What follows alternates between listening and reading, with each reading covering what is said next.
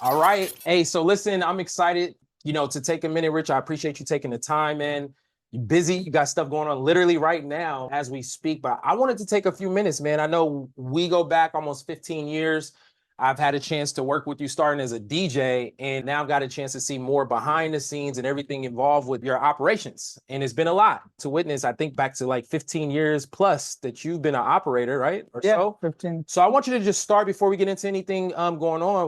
What's your story? A lot of people don't know much about you, bro, unless it's, of course, you're close friends. You're very open and transparent. But for people who don't know, where does your story start that led to, your business operations and everything today? Well, my story started in, I was born in the island of Trinidad and Tobago. Yeah. I moved to the United States when I was a kid, served in the military, United States military, and got out of the military. I did prosthetics and orthotics in the military, got out of that, and I started practicing prosthetics and orthotics in the civilian world. And my true passion really was music. I was a DJ while I did all this other stuff. So there was a club in Oakland called the Caribbean, which in turn turned to Caribbean City. And I used to DJ there when it was both Caribbean and Caribbean City. And so happened that opportunity arose where the owners were having a hard time going out of business, and they offered me the opportunity to take over the place. And I took it over, and that's where it began in the nightlife. Yeah. I own a few other venues here in the Bay Area as well as Los Angeles. So for the last 15 plus years of my life, I've just been in the nightlife industry. That's powerful, bro. And that's the short, modest version. I actually didn't learn until not too long ago that you served in the military. So appreciate you for that. That's a lot. Just to keep it going. Now, as you mentioned, you have multiple venues. There's been challenges and different things that come with running a business that every business owner goes with. And then there's some unique challenges that come up. And I know this is a different venue that we're sitting doing this interview in right now. How did you come to operate this venue in Oakland? And what were some of the challenges maybe that you faced from day one with this? Well, funny story is the first time I ever stepped foot in this venue, it used to be called Bruise. And I was in the military, and there was a movie called High School High. Okay. With Redman and Method Man. And I actually was a promoter back then too. So I had paid for an appearance for both Method Man and Redman to come do an appearance over here at Bruise. Oh, it was Bruise at the time. And they didn't show up, of course, Oh, okay. Lost my money, but that's a whole nother story. And so that's the first time I ever came here. But, I really liked the space, and an opportunity arose where I partnered with the owner, and then eventually, he had other interests, and I kind of bought him out and started Level 13. It used to be called Shadow Lounge before I took it over. Got it. And so when that happened, was there any challenges with that transition and to operate this 100%? I think there might have been some things that came up with this venue. It started from day one. From the first day we applied for our permits, right across the street from us, there's about 2 to 3. There's this one property in particular I think it's called the Golden Bridge Lofts. It's right across the street. And this is the first time I ever got introduced to them, but they protested our permits. Before you even started? Before we even had anything in here. No events? No events, no nothing. This was back in 2016. Got it. We applied for our permits and protests from them. They did not want this place over here. And so that was my first initial run-in with this particular HOA, we're going to talk about later on. So that was your introduction to this venue, right? And again, I've been here to see some things, and then there's a lot of things I haven't seen. And so you guys were able to move forward and get things going, and then the pandemic comes after that, right? So here you are having to maintain operations not only in the Bay Area, but LA, multiple venues. You're responsible for trying to keep as many of your staff employed. And so what are some of the things you dealt with during that time and since then? So during the pandemic, I would say it was bittersweet, because for the first time in my life, I actually spent some weekends at home, which had never happened before. It's been a while. I actually got like a good 6 months off of work where there was a shelter in place, nobody can leave. And I actually enjoyed that. But then reality sets in. Your rent is building up, your PG&E is still running, and these bills are still coming. Even with every first of the month, my ledger keeps going up. So at that point, I was like, you know what? We can't do music. Let's focus on the food. So I revamped my kitchen, Caribbean, Jamaican kitchen, Trinidad food as well. We pushed the food, and that helped me pay. I was paying half the rent just so my ledger didn't get to be too much. When the pandemic was over and it was allowing people to gather outside, the city had issued permits to allow gatherings outside, and I applied for one. And actually, one of the city inspectors, really nice guy, really, really supportive on everything I've been doing. And he kind of guided me through the process, and he helped me get the outdoor permits. And we started doing some outdoor events, which kind of took off, and it started getting really popular. And yeah, we actually were able to start paying off full rent. I had a $76,000 PG&E bill that was built up for 2 years. I got on a payment plan for a year, ended up paying that out. My rent build up was like $225,000 in back rent. None of it was forgiven, none of it. So I ended up getting a payment plan to pay that back. Got some grants from the feds and some, so that assisted me in paying at least half of it off. So, we got some help, but still there was lots of bills to pay. So I'm a type of person is, a lot of people ended up closing their business, but I'm not a quitter. If you know me, Yes. I will wait till the last straw. You're going to have to kill me to put me down. And I did not, I kept fighting to keep all my businesses open and kept working. And these outdoor events actually started getting very popular. Yeah. We actually were able to start paying our bills and all that stuff, which led to another set of problems. You know what I mean? Yeah. So I've seen you go through a lot of this firsthand, and a few things I commend you on. Number one is the fight, the push, because the cool thing is you're fighting not just for you, you're fighting for the city of Oakland's culture, which is diluting over time with a lot of changes. You've been fighting to keep the entertainment, you've been fighting to keep people employed. So you're not just fighting on your behalf, which a lot of people don't know. While you're going through all these things, as you mentioned, you got the kitchen and the food going, but that was only at one venue, which means you were having to basically take the money, whatever money was being earned from that, and pour that to keep the other businesses afloat, right? Yes. And then after all of that, you're the last one to get paid all the time, not sometimes. And after all the expenses, you deal with those problems, then all your staff is taken care of, then maybe. Yeah. I have a bunch of checks where I got my paychecks and I wasn't able to cash them. Yeah, because my company pays me. I work for this company, so I consider myself an employee. Even though I own the company, I had lots of times I get my paychecks and I cannot cash them because there's no money in the bank. We have to make sure everybody's taken care of first. The bills taken care of, the tax man get paid. Yep. So yeah, man. But I live a very simple life, and I don't buy expensive stuff, and I don't buy a lot of stuff. So I just keep my life simple, and Yep, seen it all firsthand. So now you found a niche that's been working, that's not just working for you as a business owner, but something that obviously people have been wanting.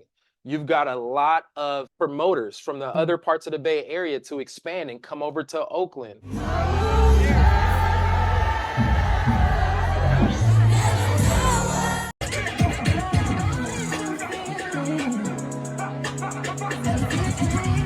They've brought different types of parties. You got people from the tech community coming and doing events. You have people that are from the Latin community hosting events. We could go on, which is creating more opportunities for not only their staff and their teams, but also more entertainment for Oakland. And it's working, and it's no problems for the attendees. But now we're at this point where there's some challenges coming up with that. Yeah, in a nutshell, like you were saying, from day one, an HOA across the street was protesting our permits for just opening our business. And not just my business. I have a really, really good friend who was going to open a Black-owned coffee shop in that building, and they protested his opening. Eventually, it was a long, drawn-out court case, and long story short, he's no longer there. Now, they're trying to do the same thing with my business. This HOA, which is headed, and listen to this, is headed by another nightclub owner. So this guy who lives across the street is a nightclub owner. Okay. He's a president of the HOA. He has access to everybody who lives in the building, but he's able to get about 3 or 4 people to join his complaint. So we are getting a complaint right now from this nightclub owner who is complaining to the city for since 2021. We opened up he's been complaining non-stop. nonstop. The problem is, if it was a legit complaint, I would have no issues of correcting what's wrong. But a lot of times he would complain when we're not even open, or we would be outside to listen to the sound that he's complaining about and absolutely zero sound. So there's a lot of phantom complaints, but he knows the system. He actually used to work for one of the city council members, you know, a couple of years back, very well connected politically. He owns a nightclub, and he has been on my tail every single day. Every time we do an event, I get a call from the city. Hey, we got a complaint. And the city is doing their job. They're doing what they need to do to address it. And I've been trying to tell them that, hey, the complaints are not legit. Initially, it was louder, and we took a bunch of steps to help correct that. Yeah. Correct. So you, throughout all the challenges, all the things you've dealt with all your venues, one thing I commend you on is you never fell into victimhood. You never played the victim and, you know, tucked your tail. When you talked about earlier, you've always fought to just make things happen. And so I've seen you continue to sacrifice to be solution oriented, right? One of those areas of sacrifices, I saw the sound complaints come in. You've invested in engineers to come in. You've invested in better equipment where the sound would travel different, very expensive equipment to lower the decibel readings. All of these things.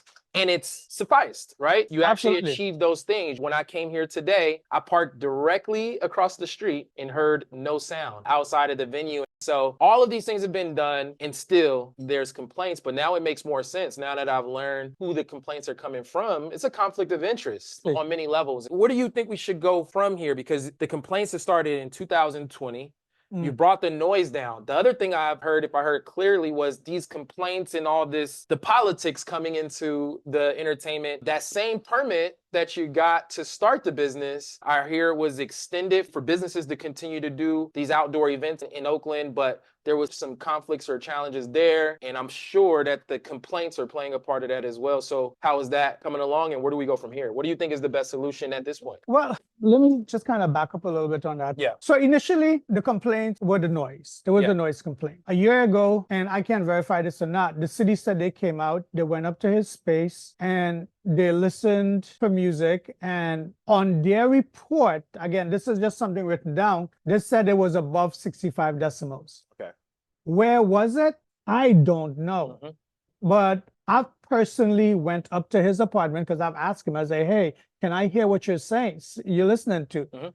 And whenever I would go up there, the levels would always be under 65, and which is not a violation. And he was saying, oh, it's better today. Every time I go up, it's better today. I was like, only on the days I don't go up, it's not better. You know what I mean? So I think that we've solved it where you can hear the sound outside. And again, all these events are taking place during the day. Let me remind you, my club is located in the heart of the entertainment district. These events shut down by 8:30 for the latest. And by 9 o'clock, everybody's gone, everybody's home. So if anybody needs to get sleep, if there was noise, we're not disturbing them from sleeping. So we're very calculated on how we do our events. So it's not like we're just doing it, making noise and say, hey, that's not our problem. Like, you know, I'm a very responsible business owner, and I just feel like these noise complaints really, really painted a bad eye. And I know that we fixed the complaints. I'm 100% sure that we fixed it. We have an event going on right now, and you took a video earlier, and you'll see the video, like real-time stuff, right? A couple weeks ago. So here's what the issue is, and here's what we need to do moving forward. 2 weeks ago, the man complained again. City inspector came out. I was at home. He called me, he's like, hey, I'm in front of your club. I need you here now. I jumped out of bed because I was like, oh shit, what happened? Of course, I'm expecting it to be great because I already left my staff instructions on where to keep the music. When I came, met the inspector, he's like, is a party going on right now? I told him, yes. He's like, I don't hear nothing.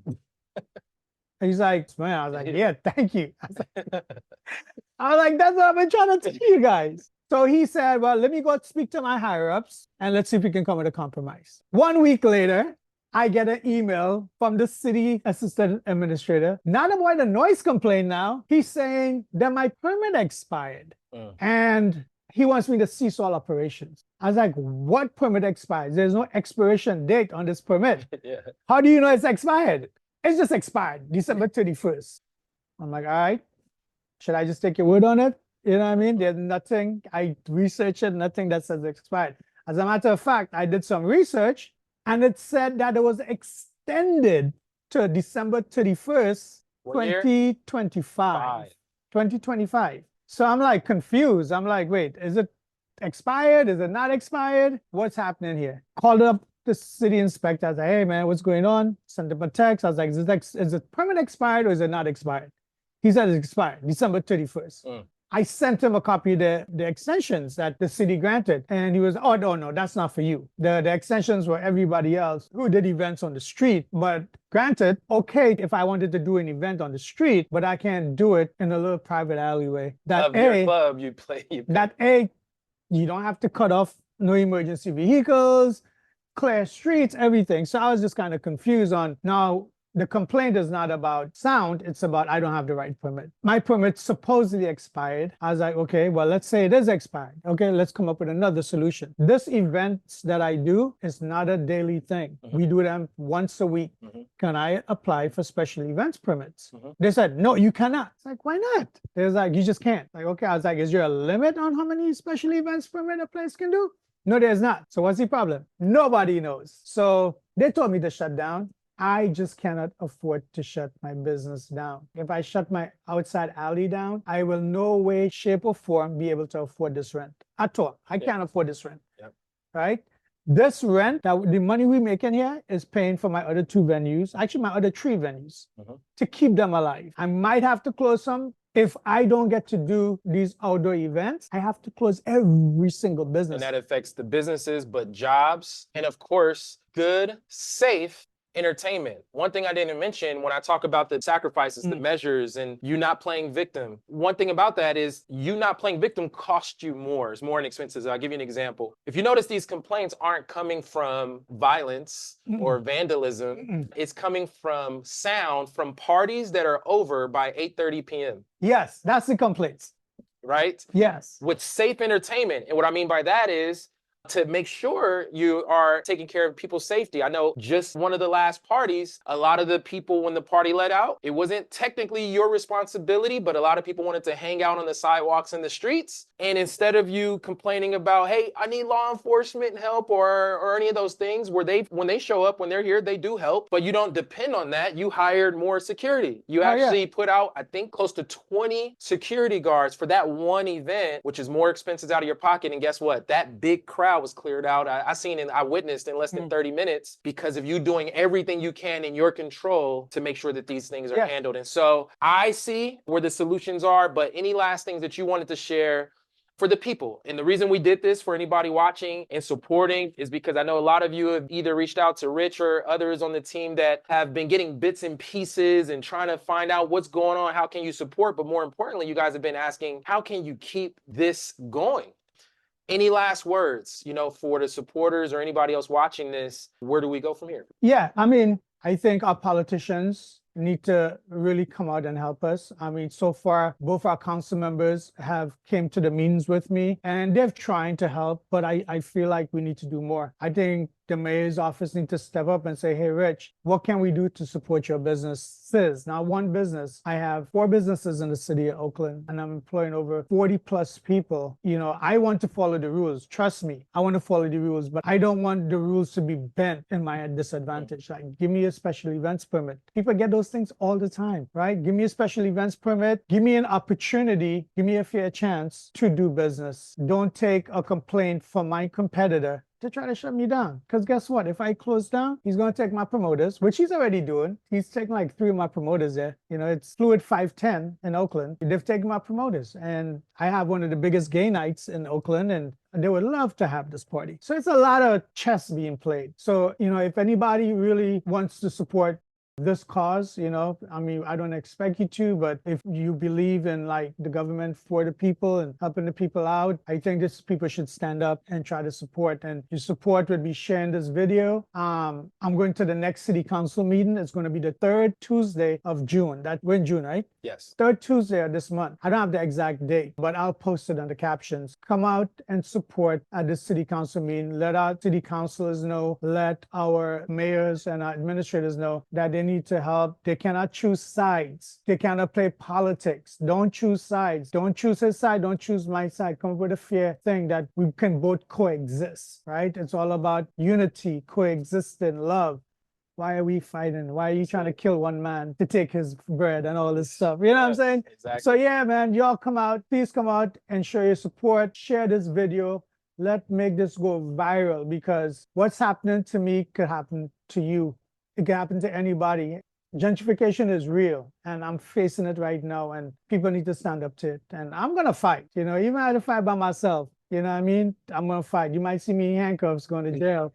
You know what I mean? No, we just fight for this, man. You know, but yeah, come on, share. Let's get this going. Appreciate you. By the way, that date is Tuesday, June 18th. That's the third Tuesday of the month. And we definitely would love to have the support of everybody who wants to continue to have healthy, fun entertainment and, you know, options, right? You know, here in Oakland, especially from some of the, you know, operators that have been here as long as Rich has. So we appreciate you taking the time, man, just to share the full story and details. You know, I got your back, and there's so many other people behind you, and there's now others that got the rest of the story. We look forward, and we'll see you on that third Tuesday, bro. Thank you.